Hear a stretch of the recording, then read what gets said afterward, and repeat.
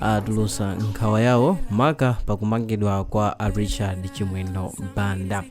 Nkhani yonse ndiyonera kuti Richard Chimwendo Banda akuwasunga ku ndende ya Maula powaganizira kuti adachita upo ofuna kupha a Frank Chawanda, ndipo amenewa adayamba kuwasunga kumeneku ku ndende ya Maula mwezi wa Disemba, ndipo malingana ndi mabungwe amenewa omwe alipo okwana 97 afotokoza kunena kuti zimene boma likuchita ndi kusasatira malamulo powasunga a Chimwendo Banda kumeneku ku ndende pafupifupi mwezi wonse wa thunthu.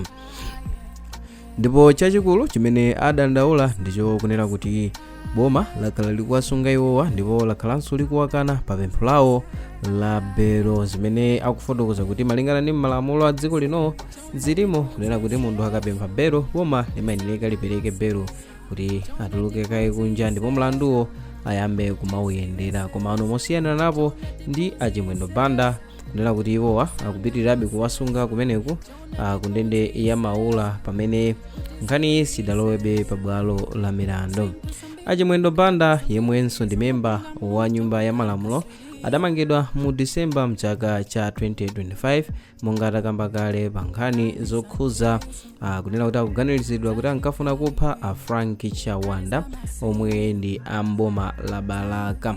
Ndipo iwowa padakali pano pomwe tikuwulutsa video iyi ndi kuti pano pakhala ku ndende masiku okwana 29 kumeneku kumaula opanda kuwachaja chilichonse like belo kapena kuwaimba mlandu kuti ndiolakwa kapena ayi chonchi pa kungowasungabe kufikira pano. Ndipo malingana ndi kusungidwa kwawo chifukwa kwatenga nthawi yayitali mabungwewa asonkhanisa ndi kunena kuti zimene tikuchita boma ndi zosayenera. Polankhula mu mzinda wa Lilongwe amenewa ndi a board chairperson Robert Nkwezalamba abungwe la HRCC afotokoza kunena kuti zimene zikuchitikazi nzosavomerezeka maka malamulo a demokrasi. Ndipo iwo afotokoza kuti ngakhale rimandi ili yololedwa komano kumusunga munthu kwa nthawi yayitali popanda kumugamula kapena kumuvomera belo ndi zinthu zosemphana ndi malamulo a dziko lino. Ndipo iwo adapitiriza kunena kuti lamulo silimalola apolisi kumusunga munthu kwa nthawi yayitali asadamusegulire mlandu komanso kuyamba kuumva mlanduwo. Ndipo iwo afotokoza kunena kuti kusungidwa kwa amenewa a Richard Chimwendo Banda kumene kukutsatira pa remand warrant yomwe ndi ya 90 days ndi zosaloledwa kuti zitero.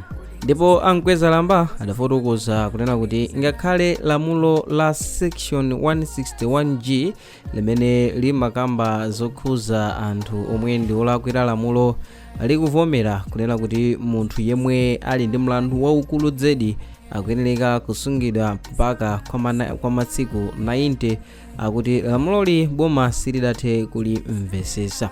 So pano tikufotokoza kunena kuti iwo akufotokozanso kuti ndizonadi lamulo liliko limene ndi 161G limene akufotokoza kuti onse amene ali ndi milandu ikuluikulu kapena kuti milandu yoopsa ameneka asungidwe ku ndende pa remand warrant ya 90 days. Komano iwonso akuti ayi lamulo liboma silinalimvese. Kodi tifunse kuti mlandu oganizidwa kuti iwo ndi wakupha ndi mlandu opepuka? Well, silinafunde kuti timepo kuti timangepo nthenje. Komano nkhani yayikulu ndiyonera kuti mabungwe adandaula ndi kusungidwa kwa Richard Chimwendo Banda monganso tikukumbukira kunena kuti pa 9 January posachedwa pa amene wanso Richard Chimwendo Banda adakamangala nkhani kubwalo lalikulu la Court of Appeal mu mzinda wa Lilongwe akunena kuti akuyenera chonse akamena kuti achite suspend remand warrant imene idatuluka yowasunga kumeneku kwa masiku 90. Koma bwalo la milandu linakana malo mwake yowa akupitirira kusungidwa kumaula pokapoka masiku 90 onse azakwaneso. Awawa a Robert Nkwezalamba akugwirizana nazo kunena kuti lamulo lilipo 161G limene limaloladi munthu kuti asungidwe kwa masiku 90 koma pokapoka munthuyo atakhala kuti ali ndi milandu ikulu. Tsopano iwo akuti powasunga a Richard Chimwendo Banda pogwiritsanso ntchito lamuloli ndiye kuti boma sili kumvetsa bwino zokhuza lamuloli. Komano zimenezi ndi zoona nangano ndinene kuti nkhani yoti iwowa akuganizidwa kuti amafuna kupha munthu ndi nkhani yopepuka. Malingana ndi kulankhula kwa Robert Ngwezalamba zikufuna zimvekese ganizo lotani popeza ishu yokupha munthu ndi imenenso ili ishu yovuta kwambiri. Tsopano iwowa akufuna aziphwekesa kapena kupepusa mlandu wa Richard Chimwendo Banda kuti sadapalamule mlandu owopsa. Weyo ndi maganizo chabe amene anthu akuzifunsa malingana ndi kulankhula kwawo ponena kuti atulutsa mfundo zokulanakulana zimene zikuonesadi kuti alamulo lilipo ndipo boma pochita apply lamuloli boma lachita apply poona kuti mlandu wa Richard Chimwendo Banda ndi mlandu owopsa ndithu. Komano Robert Ngwezalamba kuti iyayi boma silinamvetsetse bwinobwino zokhuza lamulo limeneli. Ndipo polankhulaponso a Desmond Muhango afotokoza kunena kuti apolisi amayenera awagamule a Chimwendo Banda osati azichedwesa dala ndi kumawasunga kumeneko kundende, ndipo ngati ali nawo umboni akuyenera achite motero. Koma ngati salibe ndi umboni uliwonse ndiye kuti akuyenera aleke kuwasunga a Chimwendo Banda kundende ndipo m'malo mwake awatulutse chifukwa choti kumene akuchitako ndi kuzunza munthu. Ndipo adawonjezeranso kunena kuti bwalo la milandu likuyenera lichite chiganizo chovomera pempho la belo la Richard Chimwendo Banda. Ndipo iwo afotokoza kunena kuti chilungamo chikamachedwesedwa ndiye kutinso pamakhala kuti chilungamo chencheni chikufuna chibisidwe cha nkhani. Ndipo potsiriza amene wa bungwe la HRCC afotokoza kunena kuti nkhani ikuoneka kuti ikuchita target munthu wandale mmodzi kamba kunena kuti amene adapalamula milandu ndi anthu ambiri koma Richard Chimwendo Banda akakamiridwa kwambiri kumeneko kundende ya Maula kumene boma beli kupitirira kuwasunga monga takamba kale. Ndipo iwo afotokoza kunena kuti ngakhale munthu ali ndi mphamvu zotani komano lamulo limayenera lichitidwe apply mofanana kwa wina aliyense. Ndipo malingana ndi ndondomeko yomwe imakhalapo pakuyenera kuti ndondomeko iliyonse iyenera kulemekezedwa. Ndipo pomanga munthu komanso pochita kafukufuku zimenezo zimayenera kuti ziyang'aniridwe bwino ndipo pasapezeke kukondera kulikonse kapena kuchita chipongwe wina wake. Ndipo iwo adapitiriza kunena kuti mmene nkhani ya Chimwendo Banda iyendesedwere ndi boma zioneseratu chithunzithunzi cha kuti boma lilidi ndi atsogoleri otsatira malamulo a dziko kapena ayi.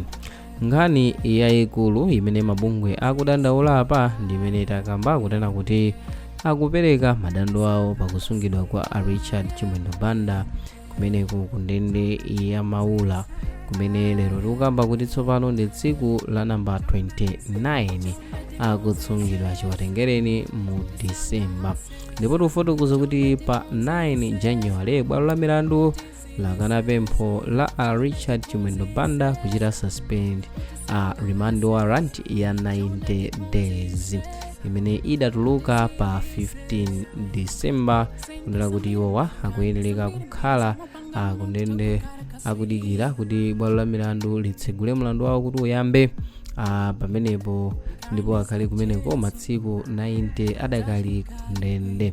So timve maganizo anu kuti bungwe la HRCC zimene ladandaula ndi zomveka kunena kuti boma likulakwitsapo watsunga amenewa komanso mukumbukire kuti ma-statement awo avomerezana ndi lamulo limene tikufotokoza section 161G limene likuti onse amene ali ndi milandu ikuluikulu ameneleka akhale pa remand warrant ya 90 days. Ndeno amene wa Richard Chimwendo Banda ayikidwa pa remand ya 90 days tiziti boma lalakwitsa nanganga dilalakwitsa mlandu wa Chimwendo Banda siwoopsa si mlandu kuti ungakhale nawo pa 90 days remand.